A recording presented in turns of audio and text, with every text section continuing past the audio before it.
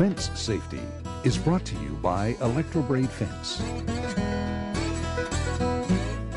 A horse is like an accident waiting to happen.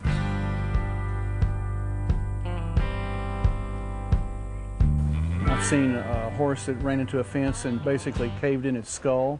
I've seen a horse that in a thunderstorm ran into a fence and the board broke and drove the board into the stomach of the horse. I had a mare, in fact the mare that's right behind me in the pasture as a yearling. We put her out with the rest of the yearlings and they drove her into the corner of a wood fence and it broke when she hit it and it drove it up into her front legs, between her leg and her chest. In the process of raising colts, I've probably lost 6 or 7 colts running into the pipe and cable. I've had them break their necks, break legs. I've had them just kick over the cable and get tangled up in it, and it just leaves a terrible scar on them that nobody wants to buy. So it's, over the years, it's cost me a lot of money. Lacerations and punctures are usually caused by splintering of board fences as they age. Pipe fencing can cause crushing injuries. The horse can run into the pipe or the post. It doesn't give, and so you get a lot of fractures. Particularly the strand type wire fences are very prone to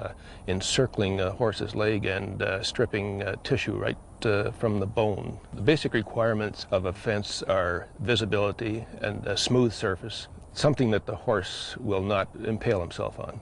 So if you can come up with something that would keep the horse away from the fence, then they're not going to get hurt. Characteristics of Electrobraid that make it safe: one is visible, the fact that there's an electric shock that the horse can receive. They learn to respect the fence. Hollywood done it is a horse that when other horses get close to his paddock or something, he kind of wants to go over and lean on the fence, and he did do that with the pipe and cable.